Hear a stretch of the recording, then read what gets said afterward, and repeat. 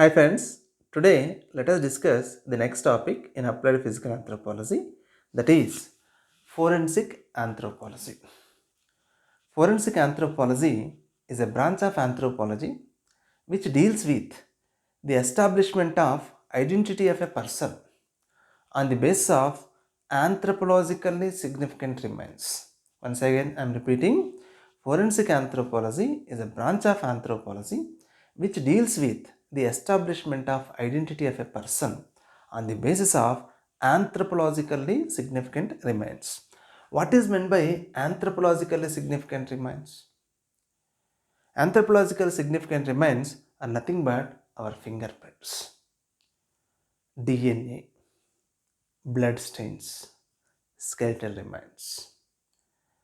The skeletal remains may be bones or teeth. On the basis of examination of these anthropologically significant remains, a forensic anthropologist is going to establish the identity of a person.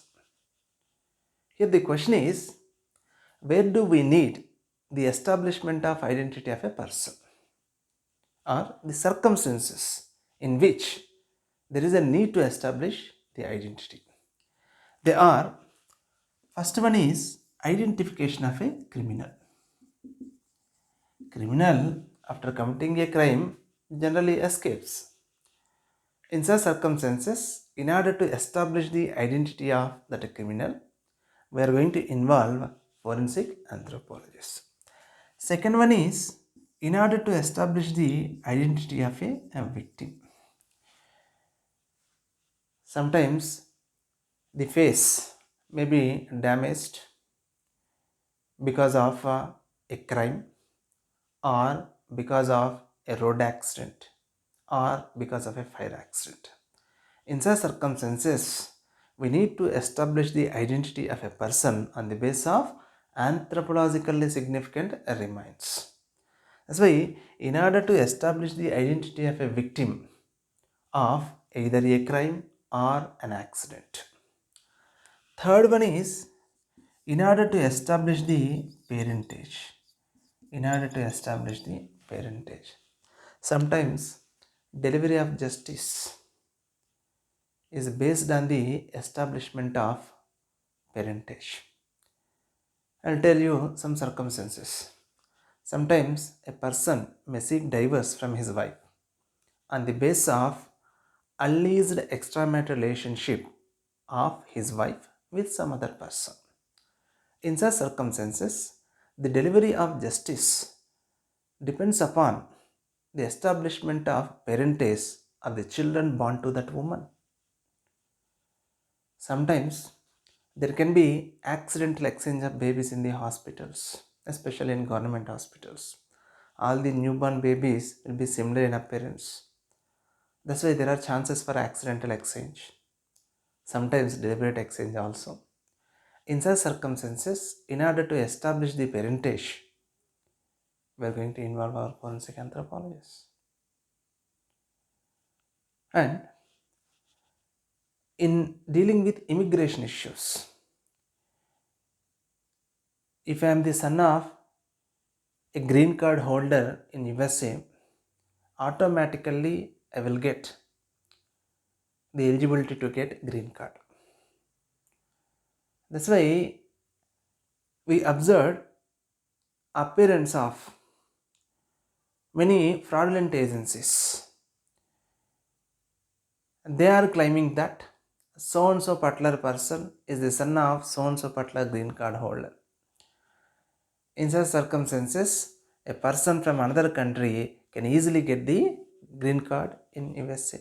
Similarly, the permanent residency in other countries. In such circumstances, the immigration to those countries and the related problems can be solved by establishing parentage. Fourth one is to deal with impersonation cases. To deal with impersonation cases. Now, see, there is a person by name Ravindra. Let us assume I am a criminal. Now, there is another person by name Krishna.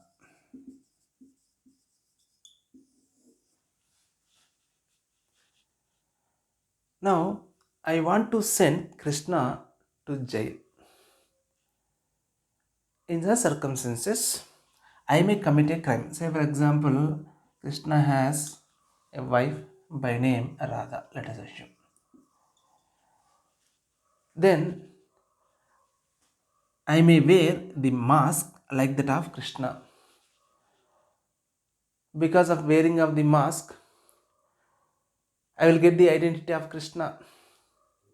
In CCTV footage, whenever I am killing this Radha, the face will be like that of Krishna. Then Krishna may be imprisoned. But Krishna is an innocent person.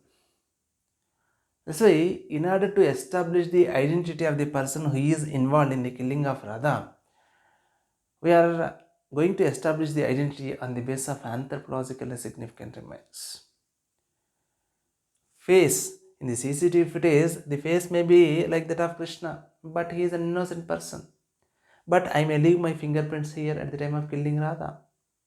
That's why, on the basis of those fingerprints, we can establish the identity of a criminal. That's why, not only this, but also with respect to a driving license, we can establish the identity. That's why, to deal with impersonation cases. Impersonation cases means we are masking our identity by getting the identity of some other person.